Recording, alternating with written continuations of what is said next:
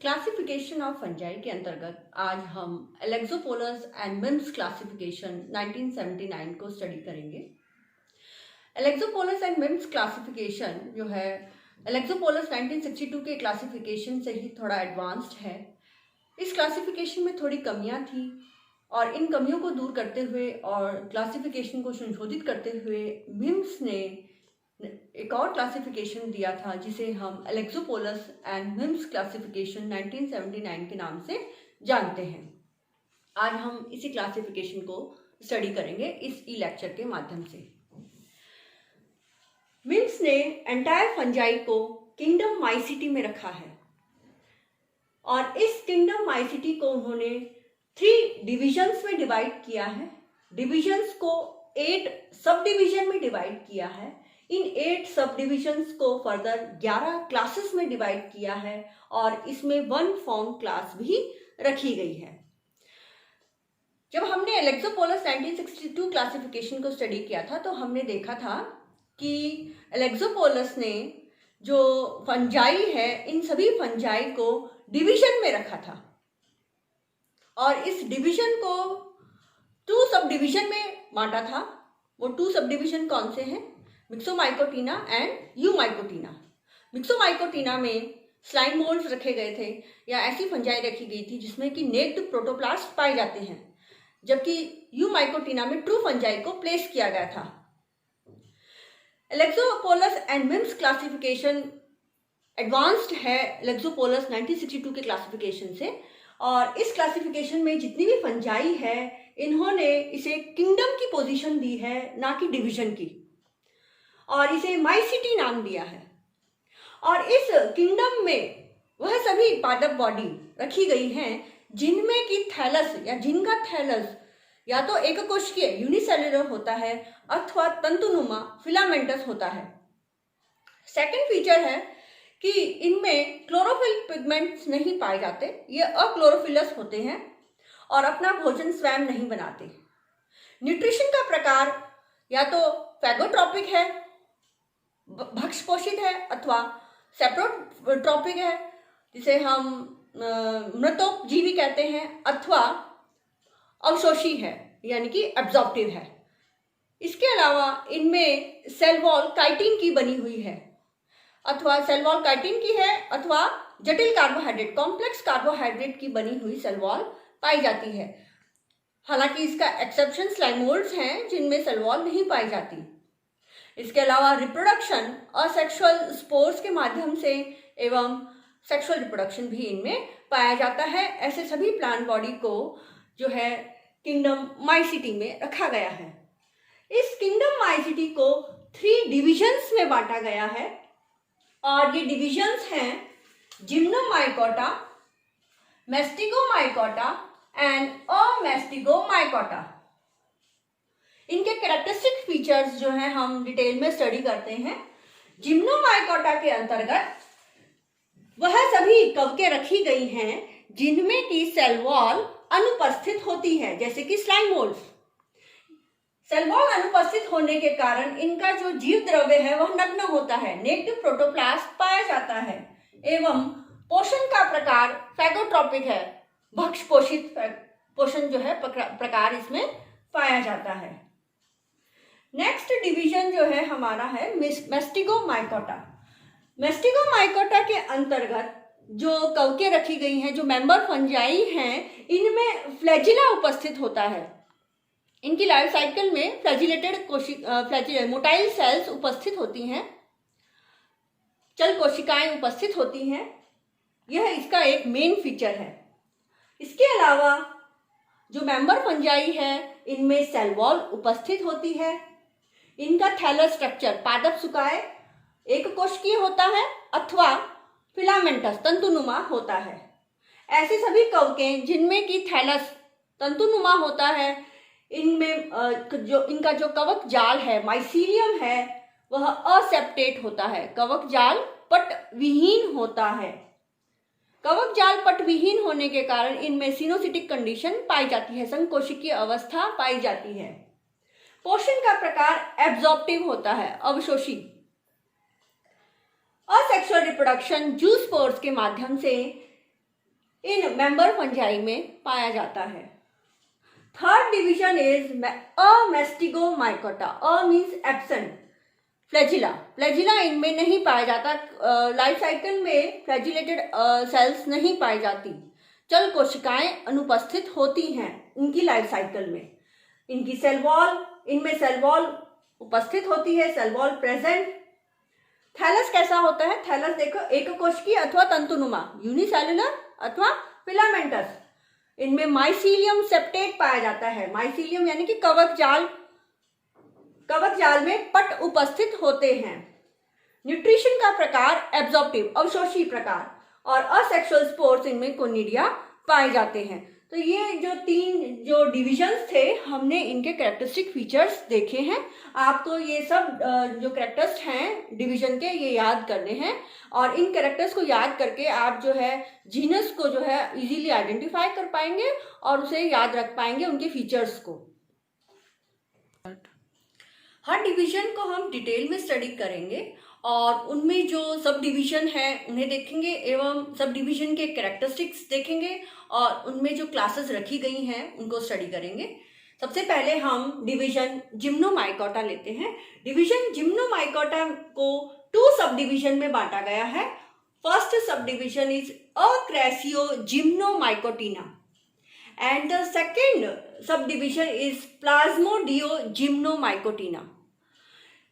अक्रैसियो जिम्नोमाइकोटिना जो sub division है, इसमें वह कवकें रखी गई हैं जिनकी प्लांट बॉडी या थैलस स्ट्रक्चर स्यूडोप्लाज्मोडियम नग्न जीव द्रव्य युक्त है और यह स्पोरोकार्प के रूप में संघनित रहता है। जबकि प्लाज्मोडियोजिम्नोमाइकोटिना में ऐसे फंजाई रखी गई हैं, मेंबर फंजाई हैं, जिनमें प्लांट बॉडी जो है सरल मिक्स अमीबा के रूप में पाई जाती है और जो मिक्स अमीबा है इसकी सरफेस पे स्यूडोपोडिया उपस्थित होते हैं। अक्रैसियो जिम्नोमाइकोटिना में सिंगल क्लास अक्रैसियोमाइसिटीज को रखा गया है, जबकि प्लाज्मोडियोजिम्नोमाइकोटिना में 2 क्लासेस रखी गई हैं, प्रोटोस्टीलियोमाइसिटीज एंड मिक्सोमाइसिटीज। नेक्स्ट डिवीजन जो है हमारा मैस्टिगोमाइकोटा डिवीजन है, सेकंड डिवीजन। और इस डिवीजन के अंतर्गत वह सभी कवकें रखी गई हैं जिनमें कि चल कोशिकाएं उपस्थित होती हैं, यानी कि flagellated cells are present. Flagella की उपस्थिति के आधार पे मैस्टिगोमाइकोटा डिवीजन को 2 सब डिवीजन में डिवाइड किया गया है। First division is haplomastigomycotina and second division subdivision is diplomastigomycotina. Haplomastigomycotina में जो कवक सदस्य कवक हैं, इनमें जो चल कोशिकाएं हैं उनमें 1 फ्लैजिला अथवा 2 फ्लैजिला उपस्थित होते हैं, जबकि डिप्लोमैस्टिगोमाइकोटिना में जो सदस्य कवकें हैं, मेंबर फंजाई हैं, उनमें सिर्फ और सिर्फ वह कवकें रखी गई हैं जिनमें कि 2 फ्लैजिला उपस्थित होते हैं। हैप्लोमैस्टिगोमाइकोटिना जो सब डिवीजन है इसे 3 क्लासेस में डिवाइड किया गया है। First class is chytridiomycetes, second class is hypochytridiomycetes and the third class is plasmodiophoromycetes. Diplomastigomycotina जिसमें कि मेंबर फंजाई जो है उनमें 2 फ्लैजिला उपस्थित होते हैं, इस डिप्लोमैस्टिगोमाइकोटिना सब डिवीजन में सिंगल क्लास को रखा गया है और वह सिंगल क्लास है ओमाइसिटीज। थर्ड डिवीजन जो है वो है हमारा अमेस्टिगोमाइकोटा। ए मीन्स एब्सेंट। फ्लैजिला इसमें फ्लैजिलेटेड सेल्स इसमें पूरी तरह अनुपस्थित होते हैं। ऐसे सभी मेंबर्स फंजाई को इसमें रखा गया है। अमेस्टिगोमाइकोटा जो डिवीजन है इसको 4 सब डिविजन्स में डिवाइड किया गया है और ये 4 सब डिवीजन हैं ज़ाइगोमाइकोटिना, एस्कोमाइकोटिना, बेसिडियोमाइकोटिना एंड ड्यूटेरोमाइकोटिना। डिवीजन का आधार है पोषण, mode of nutrition. Second mycelium, mycelium किस प्रकार का पाया जाता है, सेप्टेट है अथवा असेप्टेट है। Third one is spores, spores किस प्रकार के पाए जा रहे हैं और फ्रूटिंग बॉडी की कैसी है, एब्सेंट है कि प्रेजेंट है, और प्रेजेंट है तो वह कैसी है, सेक्सुअल रिप्रोडक्शन उपस्थित है अथवा अनुपस्थित है।